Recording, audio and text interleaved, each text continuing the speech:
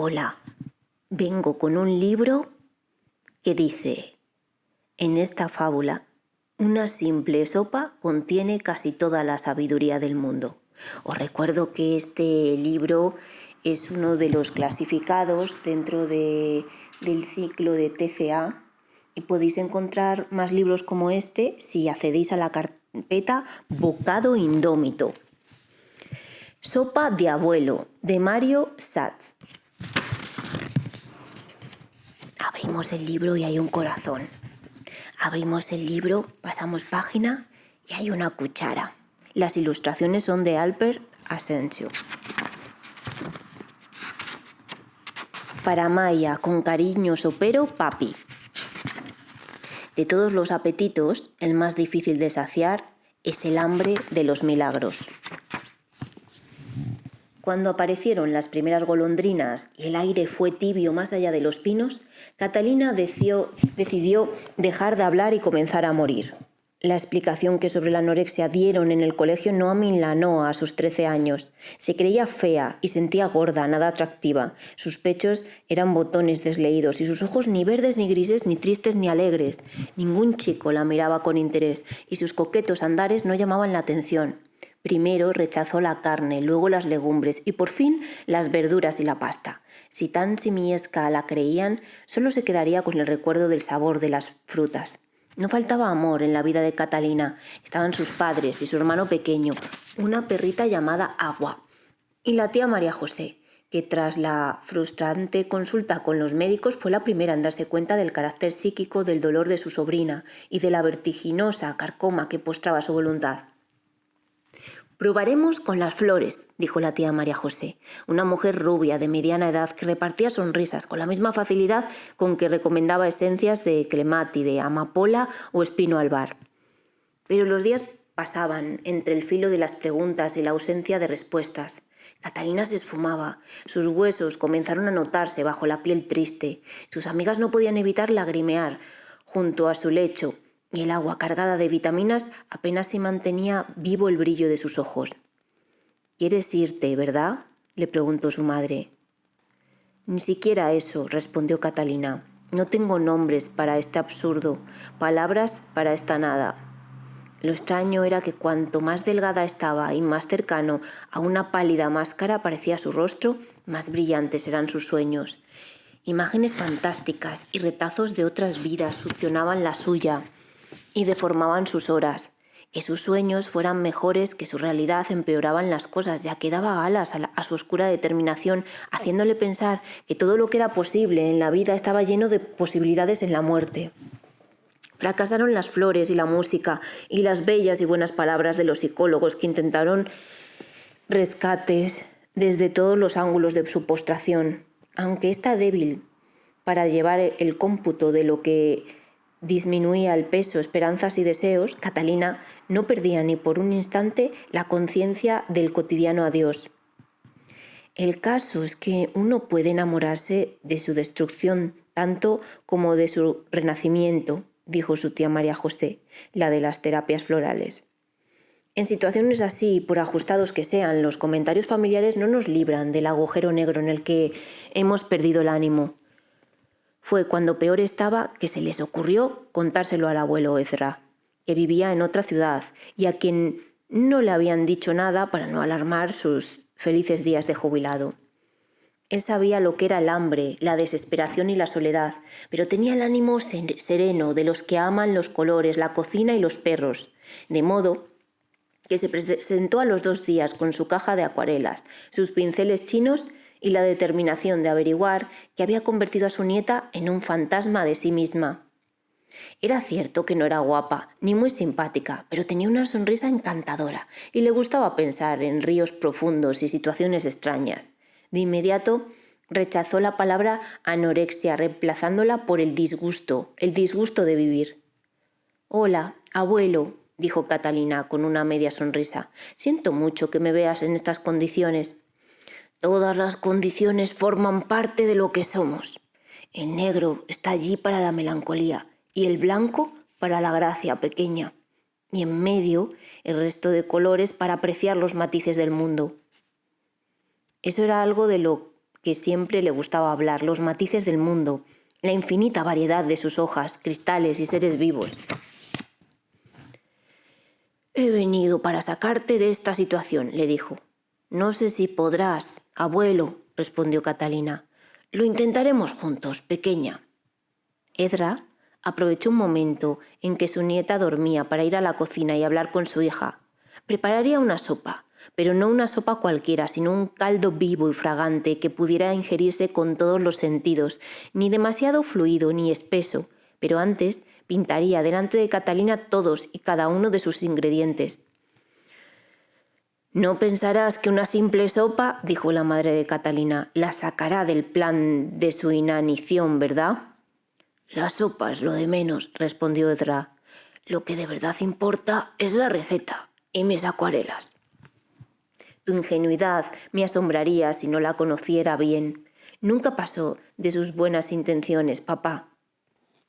«Tal vez, pero por intentarlo no perdemos nada». Al día siguiente, Ezra fue al mercado y antes de comprar se paseó por su mar de colores y formas, empapándose de una sinfonía en la que no faltaban la sangre, las escamas o las frutas exóticas. ¡Cuánta muerte para tanta vida! ¡Qué prodigio al alcance de los ojos! Comenzó por el apio, luego por el celery, el nabo, las zanahorias y 2 patatas grandes. De allí pasó a la pollería y más tarde buscó con ahínco la planta secreta que daría a su caldo su toque mágico, un sabor inigualable, albahaca fresca, la reina de las aromáticas. Mientras llenaba su bolsa de compras, Ezra silbaba un aire pícaro y triunfante pensando en su propia abuela, la pequeña Dora, modista y modesta. Ella sí que conocía el arte reconstituyente de las sopas, el tierno sabor de las compotas y el punto exacto del té. Cuando Catalina se despertó, vio a su abuelo mirando con fijeza un apio y preparándose para pintarlo con ayuda de sus inefables y viejos pinceles chinos de bambú. «Si observas con atención, verás qué blanco es su interior, qué infantil su consistencia». Catalina giró la cabeza como pudo. Le dolían los huesos y sobre todo las zonas de sus articulaciones, codos y rodillas. Nunca pensó que había en su abuelo un aspecto cómico, de títere desgarbado, pero ahí estaba el viejo sosteniendo su pincel como un cirujano su bisturí. «Lo que tiene el verde de maravilloso, lo tiene de difícil», dijo. «¿Por qué?» «Es el que mejor evidencia el agua y al mismo tiempo el color cuya luminosidad es más ardua de captar. ¿Sabías que el apio fue entre los griegos tan importante como el laurel? Se coronaba a los atletas con sus hojas. Empezamos a comerlo en la Edad Media, precisamente cuando el cuerpo de los hombres era de todo menos tributario del atletismo». Cuando hubo acabado la acuarela, el abuelo se la mostró a Catalina. «¿Qué ves?» «Que dejaste una hoja sin pintar», sonrió la convaleciente. «Exacto. Aquí tienes el pincel. Te toca a ti concederle a esta planta el color que le falta». Como tenía dificultades para moverse, la primera reacción de la anoréxica fue rechazar la oferta. Pero el pincel era tan hermoso, tan parecido a una varita mágica de color amarillo viejo, que alzó su débil mano derecha y pintó en el papel que le tendía Ezra el verde que faltaba. «¡Bravo!», aplaudió el abuelo. «El apio real se alegrará cuando hierva en la sopa». Hacía meses que Catalina no sentía bajo las costillas los latidos de su corazón. Le devolvió el pincel a su abuelo y al apoyar la palma sobre su pecho le pareció que allí abajo, tras el arpa de sus costillas, un acorde valiente pulsaba con intensidad su vida. Cansarla hubiese sido un error, pensó el abuelo acuarelista, de modo que fue a la cocina y lavando el apio con sumo cuidado le dijo a la madre de la enferma: «Démosle tiempo a que comprenda la ayuda que le ha prestado su propia mano». A solas consigo misma, entre tanto, Catalina vio hojas de apio griego en las jóvenes frentes de los lanzadores de jabalina. Su alma se llenó de sol y de mares color de vino. Pensó en Grecia y en sus islas, o sea, su cabeza se llenó de olivos y radas azules y dio las gracias al cielo por haberle traído a su abuelo en circunstancias tan penosas. Pronto se durmió, con una sonrisa, como si el esfuerzo de pintar la hoja de apio hubiese agotado su escasa voluntad. su nublada inteligencia sin dejar de susurrarle al oído la palabra triunfo. Al día siguiente el abuelo apareció ante su lecho con 2 luminosas zanahorias. Las dejó sobre una pequeña mesa, extrajo papel y escogió sus pinceles con cuidado. Luego abrió la caja de acuarelas y por fin levantó el vaso para mirar la calidad del agua. Los chinos decían, sonrió mirando a su nieta, que más que el color, más aún que la cerda o el pelo de Marta de sus pinceles, importaba el agua. Había quien remontaba la corriente de los ríos buscando su fuente, y había quien las traía de pozos profundos o recogía lluvia en cazos de jade oscuro con tal de dar con el agua justa para la dilución exacta. ¿Tanto esfuerzo para una simple acuarela?, suspiró la nieta. Es que no lo veían como un esfuerzo, sino como un placer, cuyo resultado era la excelencia. ¿La excelencia? ¿Qué es la excelencia? El mayor esfuerzo para el mejor logro. Como la enferma parecía cansada, el abuelo dejó de hablar y se puso a pintar. Matizó el amarillo con el rojo antes de ir al naranja y cuando la acuarela estuvo lista se la mostró. ¿Qué te parece? No está mal, pero hay una zona en blanco. Es para ti, mi regalo de hoy. Catalina entendió bien pronto el juego y le gustó. Se trataba de sumar su trazo a los de Edra sin que se notase la diferencia de autor. En esta ocasión se acomodó y reveló un semblante más despierto que el día anterior. Entretanto, su abuelo pensó que no prepararía la sopa hasta que todos sus ingredientes estuvieran debidamente representados en papel. Fue en el siglo XVI, dijo Edra, cuando de la forma silvestre de la planta se pasó a la cultivada, ya que antes la zanahoria solo se usaba como medicina para fortalecer los ojos y la piel. No sabía que te interesaba la botánica. Más que la curiosidad me mueve la gratitud. Me encantan las zanahorias, tanto que en la próxima vida me gustaría ser conejo. A mí no, comentó Catalina, son tan indefensos. Es verdad, pero eso no los hace menos simpáticos. No entiendo lo de la gratitud. ¿Verdad que cuando alguien que no conoces te interesa, quieres saber su nombre? Sí, dijo Catalina. Pues yo siento tanta gratitud por lo que como que quiero conocer su origen y evolución. Esa noche, antes de dormirse, calibró las palabras de su abuelo y descubrió que todos aquellos seres que en verdad le interesaban tenían una historia y que esa historia no solo no le era ajena, sino que le interesaba vivamente, comenzando por la de su propia y preocupada familia. A la vez, el abuelo, que dormía en el sofá-cama bastante viejo en el comedor, fue por las ramas de sus sueños a las hojas de sus primeros verdores, la infancia y la delgada adolescencia en la que todo cambia de tamaño bruscamente y sientes crecer los huesos bajo las sábanas cuando el alba trina por el pico de los pájaros más allá de la ventana. La apuesta era arriesgada. La sopa era un buen pretexto para un mal del que pocos sabían cuál era la causa. Su preparación estaba cargada de la certidumbre del amor, aureolada por los suaves y etéreos colores de las acuarelas y bendecida por algo tan simple y maravilloso como el agua. Un agua doble, la de la inminente sopa y la que diluían los azules y rosas entre la habilidad de su mano y el azar de lo fluido. Tras el apio y la zanahoria le llegó el turno a la patata, roja y jugosa, blancura que adoran los niños y ancianos. Para que veas qué claridad se oculta bajo la grisura de una áspera piel, dijo Edra. Pienso pintarla entera y cortada por la mitad. Las había comprado grandes e irregulares y cuando hundió el pincel en el vaso de agua comprendió hasta qué punto Catalina no quería perderse ninguno de sus gestos. Pidió 2 cojines grandes y se los dieron. Por vez primera en meses reclamó un cepillo y un espejo y se acicaló como si su abuelo fuera a pintarla a ella. Seguro que sabes de la patata, cosas que ignora todo el mundo. Si te las cuento, dudo que me creas. ¿Tan extrañas son? Al principio solo fue cultivada por sus flores violáceas.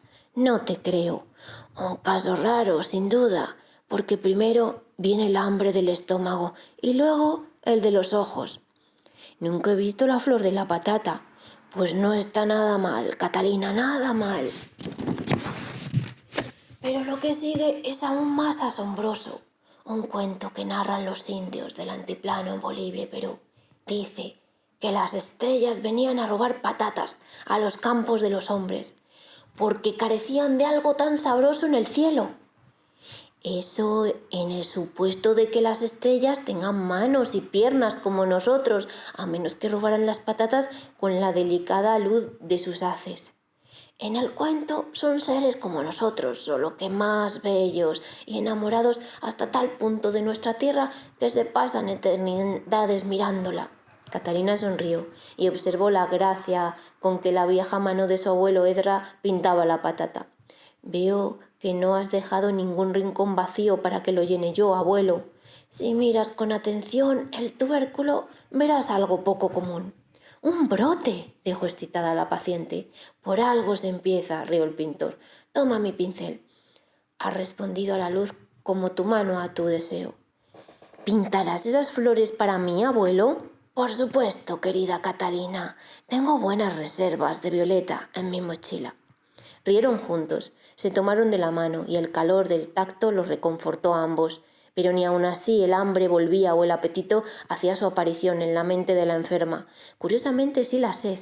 De pronto le apetecían zumos, combinaciones de frutas que, sin que ella percibiera, imitaban los colores de las acuarelas que mezclaba el hábil pincel del abuelo. Los padres de Catalina se dieron cuenta de que algo sucedía, y para bien, por la mirada con que los recibía o la voz con que les deseaba las buenas noches. Catalina comenzó a levantar la cabeza con la llegada, junto a su lecho, de la gran cebolla que Edra puso en un plato blanco. Hay una leyenda egipcia que dice que la cebolla es el más piadoso de los bultos comestibles. ¿Se puede saber por qué?, indagó Catalina, sorbiendo un jugo de mandarina con kiwi y 2 hojas de menta. Al parecer, contó Edra, hubo una vez una sequía tremenda. El Nilo no creía ni depositaba en las orillas su limo benefactor. Hombres, mujeres y niños desfallecían y lloraban por causa del hambre y la desesperación. Entonces la cebolla, que era esférica y bondadosa, decidió recoger las lágrimas de todos y cada uno y subir al cielo ingrávida y dorada para rogar a Ra, el sol, que volviese la lluvia, cosa que ocurrió al poco tiempo. Y con la lluvia el verdor, y con el verdor la comida. Por eso hoy, cada vez que cortamos una cebolla, lloramos. Nos devuelve las lágrimas que recogió entonces. Eres un cuentista que inventa lo que ignora y se saca de la manga fantasías sin límite, abuelo. ¿Pero lloramos o no al cortar la cebolla? Por supuesto que sí.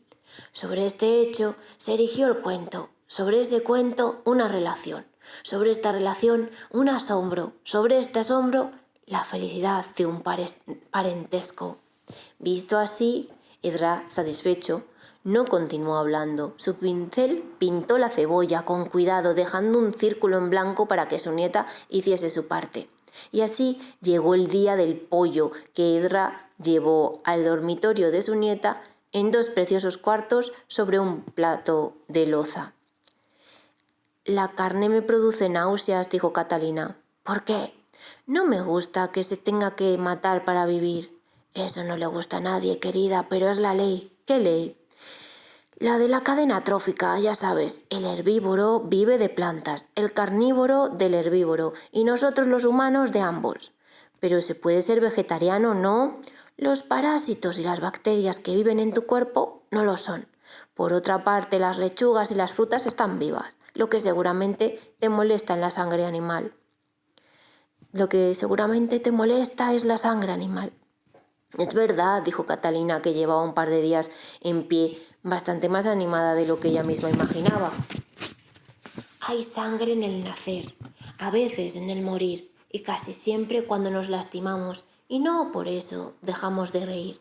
Edra se puso a pintar las partes del pollo con interés, silbando entre dientes. Dibujó y luego pintó al pollo vivo, con su cresta y sus ojos brillantes, las patas amarillas y el plumaje marrón. Seguidamente, los cuartos de un ocre pálido Cuidado que se viera la piel y un poco de hueso. Con esta sopa saldrás bailando de tu casa, ya verás. No comeré el pollo, pero dejo que lo incluyas en la receta.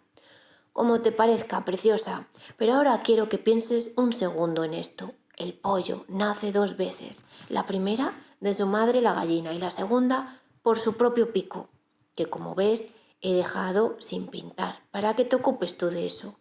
Catalina tomó el pincel y mientras se concentraba la espalda recta y las manos firmes preguntó: ¿Me estás diciendo que también yo debo nacer de nuevo? Te estoy diciendo que para acceder a la libertad hay que pasar por algún tipo de rotura, dejando atrás cáscaras y restos inútiles.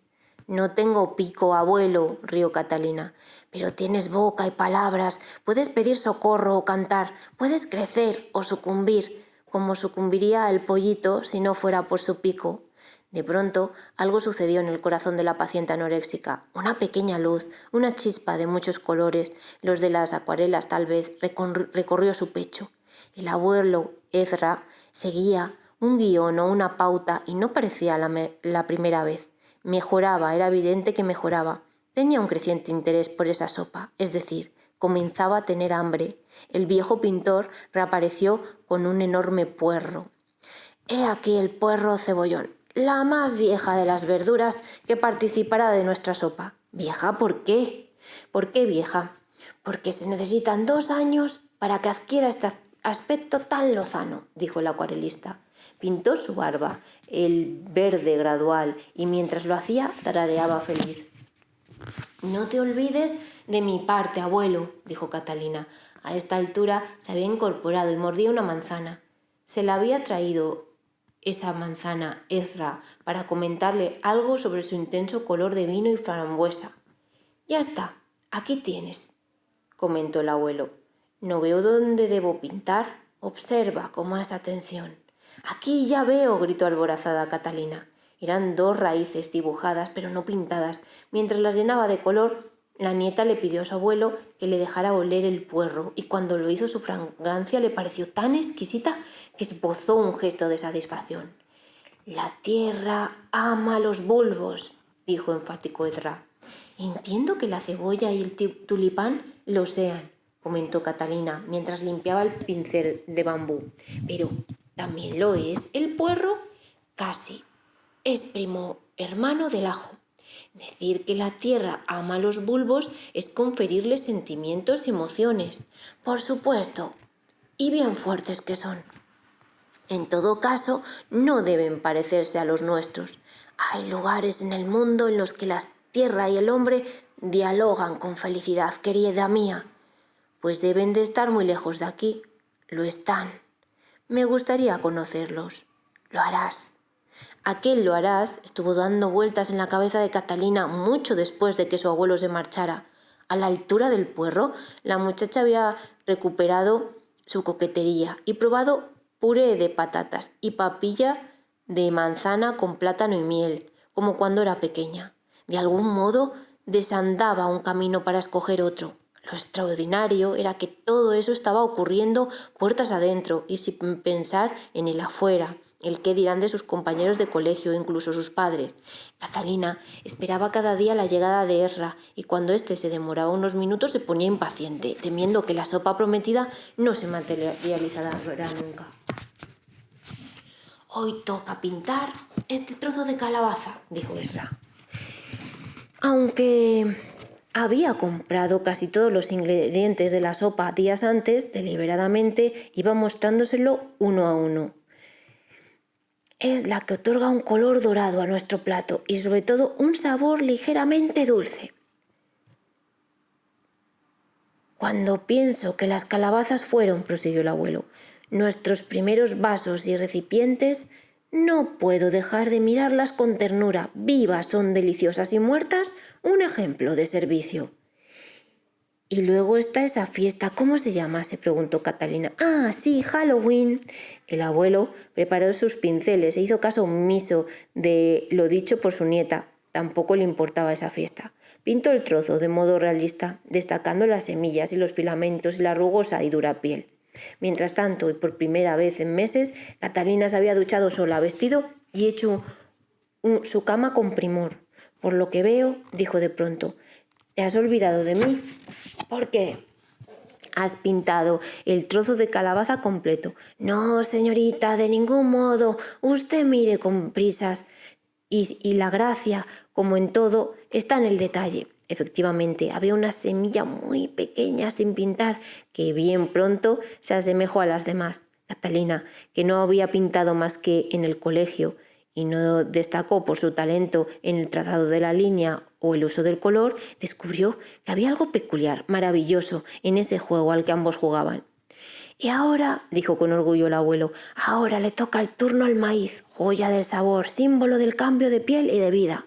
Tras un tiempo, desde su primera visita, la sopa aún no estaba hecha, de manera que sin dejar de jugar con Catalina aceptó comer otras cosas mientras aguardaba el caldo de Esra.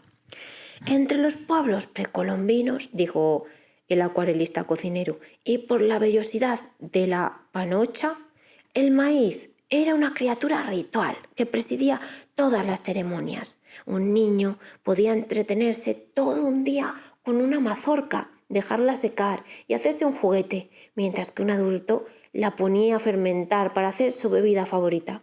«Vaya planta», suspiró Catalina, entretenida de pintar, sobre todo esta. El abuelo elevó la panocha fresca, la desvistió a medias, le hizo ver lo que parecían sus cabellos y luego fue a por las pinturas. Una vez vi un maíz peruano en una fiesta y casi me caigo de espaldas. Era enorme y tan suave al paladar que uno podría fácilmente enviciarse con él. Tras el maíz llegaron el perejil y la albahaca, que el abuelo iría a picar bien fino para arrojar al caldo en cuanto comenzara a hervir. Una vez que todos los ingredientes hubieran sido pintados, lavados y puestos en la olla, Esra dijo: «Ahora el agua. ¿Te animas a pintar el agua?» «¿Qué usarás tú, el azul o el verde?» «El azul», sonrió el abuelo. «Un azul celeste». «Un azul bien diluido, creo. No es difícil pintar el agua con agua». «Del mismo modo que no es difícil de hallar el amor llevándolo en tus manos». «Muy hermosa tu frase, abuelo, pero un poco irreal».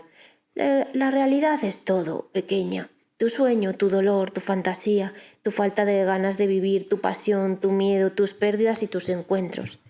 «Eres único», dijo Catalina abrazándolo por detrás. Pintaron 2 vasos de agua, uno grande y otro pequeño, y también un puñado de sal gruesa que Esra depositó para que se viera sobre un platito de madera.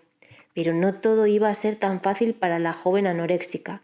Tuvo una recaída, es decir, una peligrosa indigestión y un poco de fiebre, cosa que la devolvió al lecho y al sueño. Fue entonces cuando Esra aprovechó para ponerse manos a la obra y cocinar la sopa.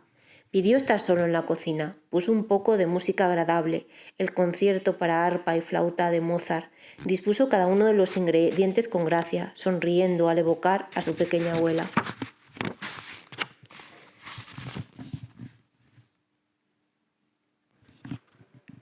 Al llegar el hervor, un aroma familiar y tierno llamó la atención de su hija, que también reconoció en ese perfume los días de su infancia y juventud.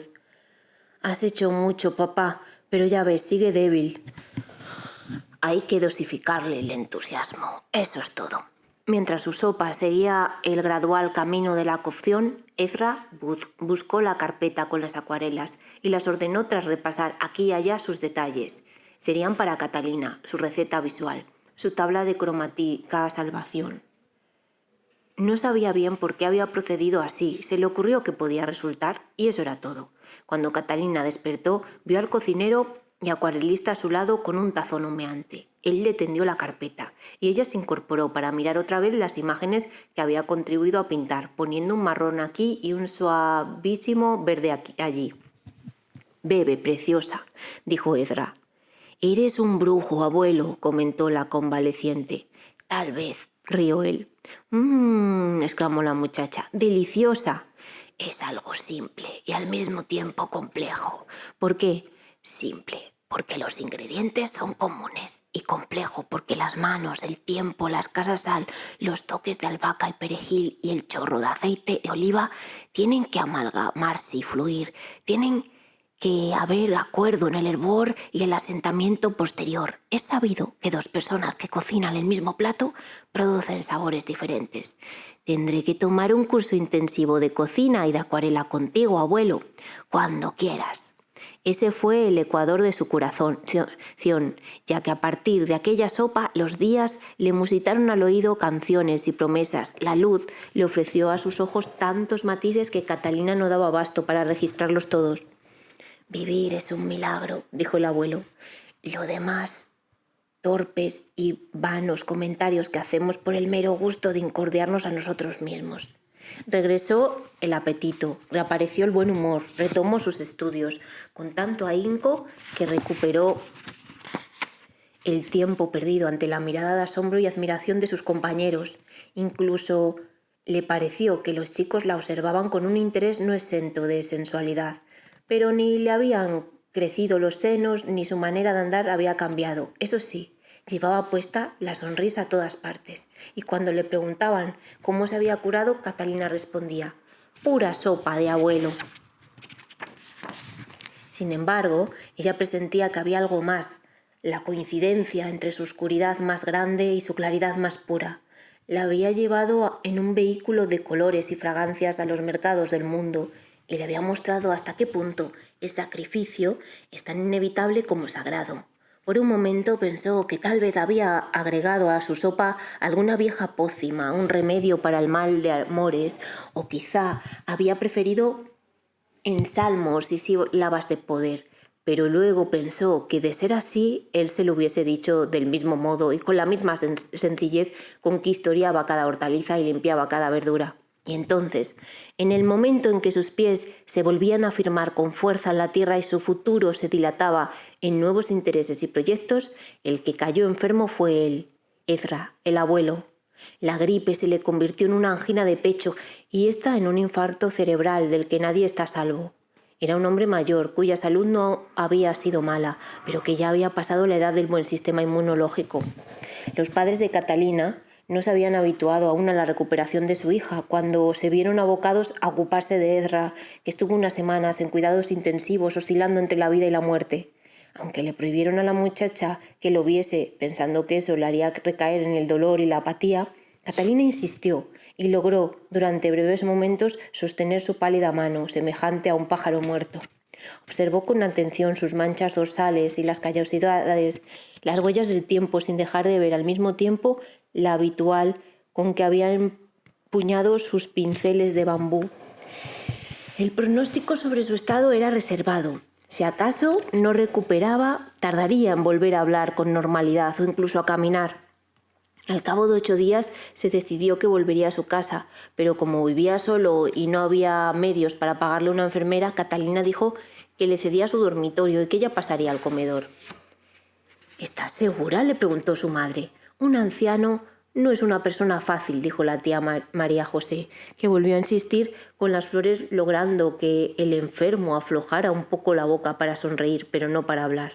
Fueron días difíciles, acentuados por el inminente otoño que deja una pátina melancólica en los hombres y los objetos y restringe la actividad de los sentidos. Una mañana, poco antes del alba, Catalina se despertó como si su cráneo fuera una campana y su mente el badajo. «Ya está», se dijo en voz alta. «Ahora me toca a mí prepararle la sopa, pintarle acuarelas». A sus padres esa ocurrencia no les borró en ningún momento el escepticismo. Intentaron hacerle ver la gravedad de su estado. Le dijeron que había que resignarse a verlo morir día a día. Cuanto menos en serio la tomaba, más apetito parecía tener la muchacha y más deseos de vivir para ayudar a su abuelo sentía en sus pulmones. Fue a la casa del viejo y localizó la caja de acuarelas, compró papel de buena calidad con sus ahorros y volvió a mirar detenidamente las imágenes que Ezra y ella había pintado no hacía mucho. Eran 10 o 12, pero parecían más. Ella nunca había cocinado más que unos huevos ni ayudado a su madre más que a poner la mesa o lavar la vajilla, cosa que lamentó. Cuando Ezra abrió por fin sus entrañables ojos verdes y ella distinguió en ellos una sonrisa infinita, inacabable, se inclinó para besarle la frente y decirle: «Esta tarde toca pintar nabos, abuelo». Él oía bien, pero todavía no podía hablar. La boca le había quedado torcida hacia la derecha. Estaba muy pálido, con el halo de la muerte blanqueando sus contornos. Intentó escribir con la mano buena y anotó: «Lamento mucho daros trabajo». Catalina, sin descuidar sus tareas de estudiante, pasó del nabo a la zanahoria y se empeñó en dejar un ángulo de la acuarela sin acabar, tras convencerlo de que podía, si lo intentaba, sostener el pincel con 3 dedos. Al principio lloraron ambos de impotencia, pero al cabo de unos días el viejo mostró el orgullo de su recobrada habilidad pictórica. Catalina le acercaba el pincel húmedo y luego la caja de acuarelas para que él completara la cebolla y el apio, la calabaza y el perejil. «Mis acuarelas no son tan buenas, abuelo. En esto soy una principiante», dijo ella. Ezra musitó algo incomprensible. Día tras día llegaron la col y la cebolla, la chiribía, la albahaca y el cuarto de pollo que Catalina manipuló con guantes y con cara de asco. El convaleciente, entre tanto, parecía rendirse por momento y resucitar en otros. Un día logró escribir con la mano buena: «He vivido bastante, quizás sea hora de decir adiós». Catalina lo tomó como una ofensa, lloró y gritó: «De aquí no se marcha nadie sin tomar mi sopa», frase que hizo sonreír con tristeza al enfermo. Una vez que estuvieron listas las acuarelas de los ingredientes, Catalina las comparó con las hechas previamente por Ezra y no las encontró tan malas, lo que constituía un buen presagio sobre la inminente cocción del caldo. «Sobre todo», escribió el abuelo con renglones torcidos, «no dejes de ir probándola con una cuchara de madera». Abocada por completo a su sabor de incipiente cocinera y como si hubiese crecido años en días, Catalina descubrió que el suelo era más estable bajo sus pies y que cocinar para otros era el mejor modo de alcanzar una felicidad modesta y cotidiana. Mientras el caldo hervía iba probando su sabor, su textura, fijándose en los anillos de oro de aceite de oliva y en las flotantes hojas de apio, a la par que descubría, en esa detenida contemplación, el arcaico fondo de los parentescos, milenios perfeccionados por el efecto a lo que nutre y trabajados por la llama de los fogones.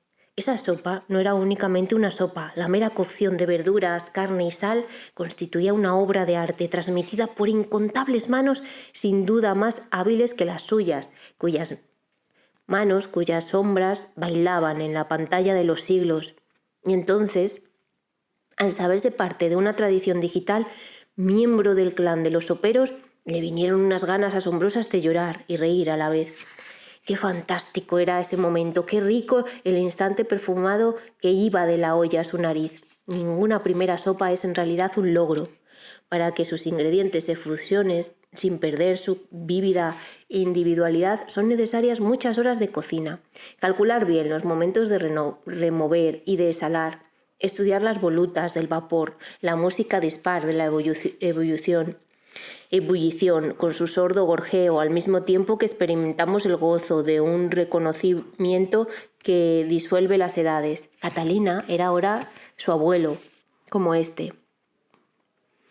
Con anterioridad había sido su propia abuela, la de la minúscula cocina con su mechero de alcohol y sus suaves pantuflas de pequeña anciana reumática.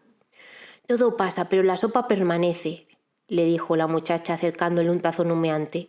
Flotaba en ella 2 hojas de apio y un trozo pequeño de zanahoria, perejil y algo de col. Ezra estaba aún demasiado débil para beber por su cuenta, pero agradeció con una mirada de alegría lo que su nieta le ofrecía. Qué bueno era tener una joven heredera, qué encanto había en ese gesto.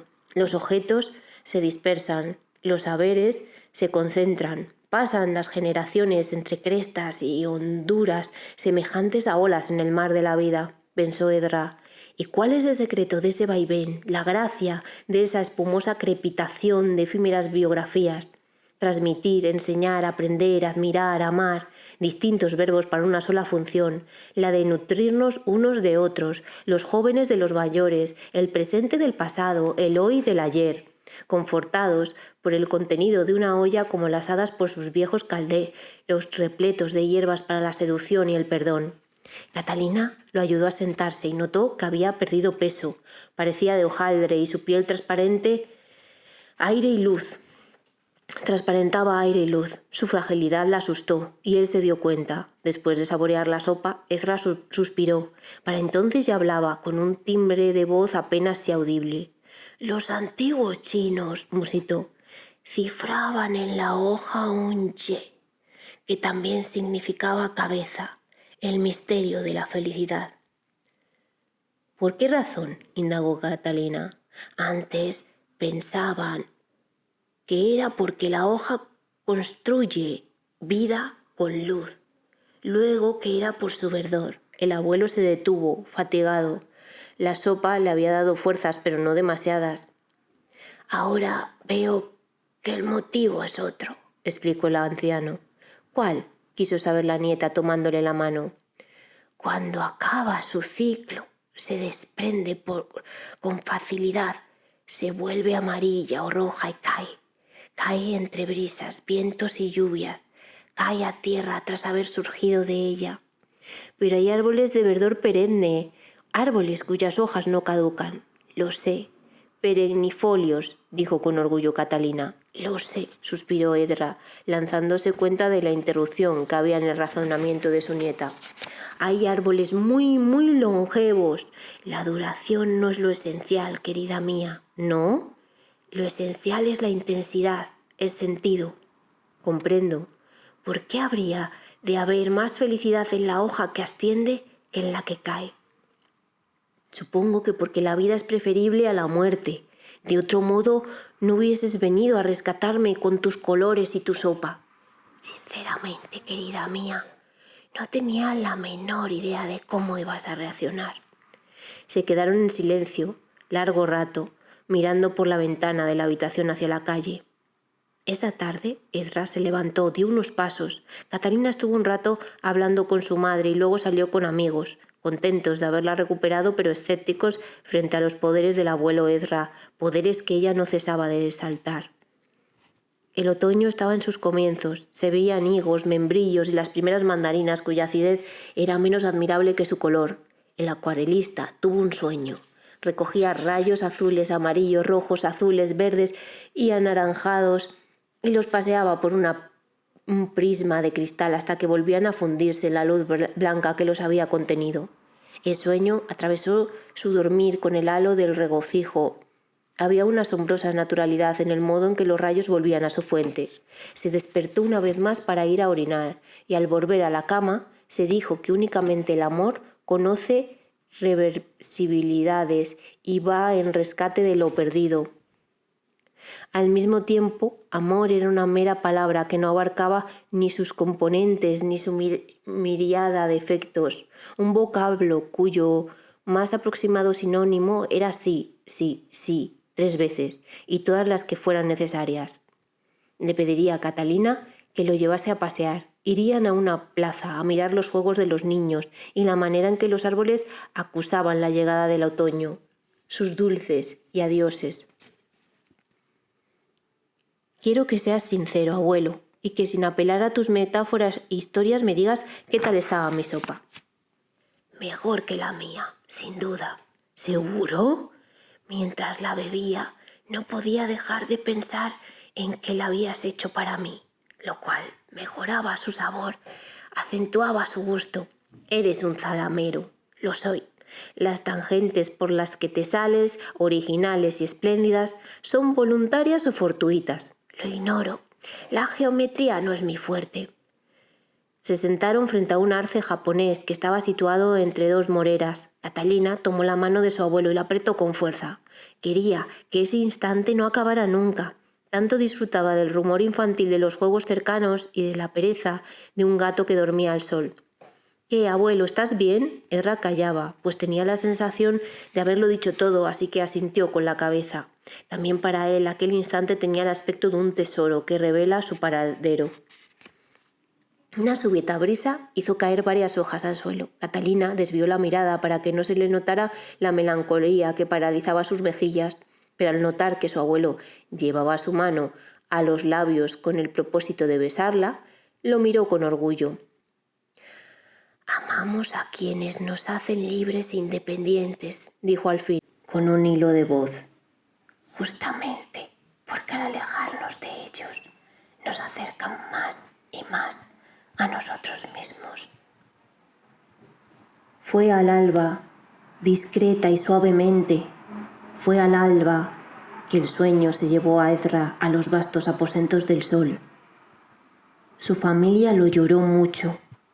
Catalina, pasados los primeros días de duelo, se sentó en la alfombra de su habitación rodeada de sus ligeras acuarelas, evocó su sopa, sus pausas al hablar, las arrugas de su rostro, sus canas y suspiros, y se dijo a sí misma que el mundo depende más de la alimentación que de la renuncia, de las verduras y legumbres que de las cenizas, del sacrificio que del egoísmo, aunque la sangre se vierta para afirmarlo y nunca retroceda en su viaje de corazón a corazón, segura como está de llevar luz a sus órganos y deltas capilares mientras las estrellas renuevan sus destellos.